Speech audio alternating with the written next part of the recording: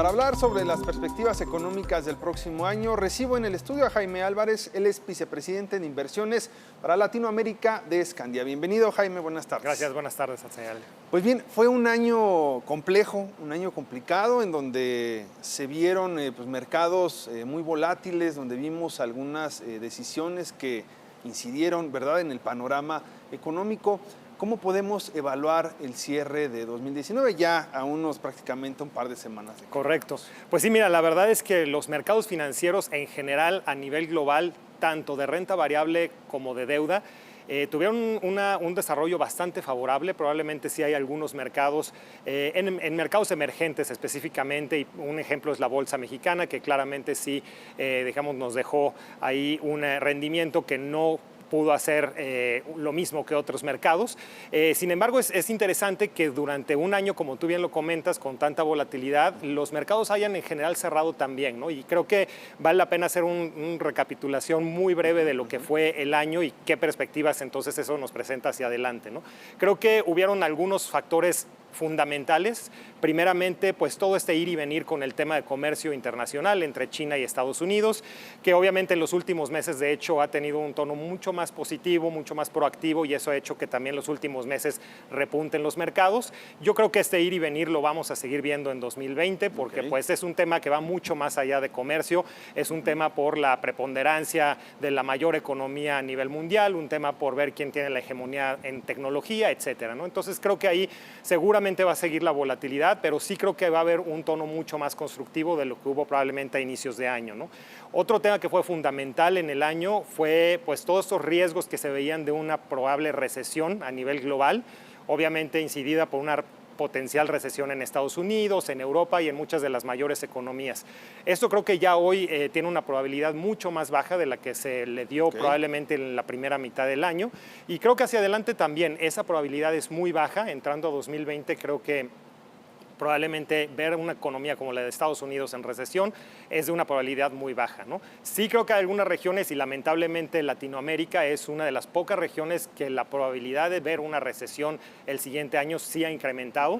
Estamos hablando de que todas las economías de la región están creciendo entre el 0 y el 1%, unas pequeñas excepciones por ahí, Colombia con un 3%, pero ahí sí tenemos un riesgo y creo que hay que irlo monitoreando muy bien. Y finalmente el gran también factor para llevar a los mercados donde hoy están, el tema de los bancos centrales. Bancos centrales muy proactivos, dispuestos a disminuir tasas ante la menor temor de que venga una desaceleración económica, y creo que eso lo vamos a seguir teniendo hacia adelante, ¿no? Entonces hay varios factores creo que nos apuntalan para que el 2020 probablemente no sea un año tan bueno como este, porque aquí vimos rendimientos de doble dígito prácticamente en todos lados, pero sí tener rendimientos positivos y sostenibles a lo largo del siguiente año.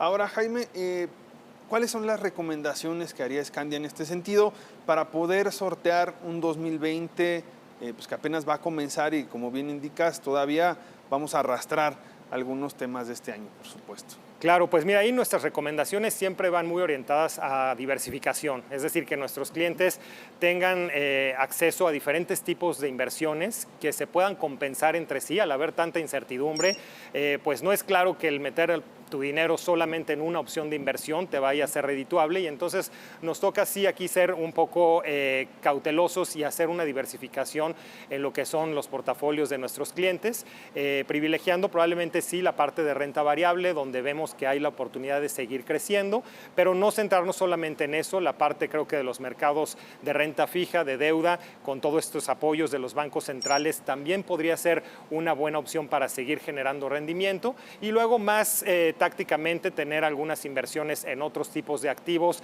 a lo mejor un poco más de nicho, algo de monedas, para terminar por dar esta diversificación, ¿no? Probablemente nos vamos a quedar un poco fuera de temas de instrumentos en tasa real o que tengan una liga a la inflación, porque la inflación claramente es un tema que no lo estamos viendo ni en México ni en prácticamente ninguna parte del mundo. Algunos commodities como el oro, que también tienen muchas veces una buena desempeño cuando hay inflación, pues al no existir probablemente tampoco vaya a ser una buena idea.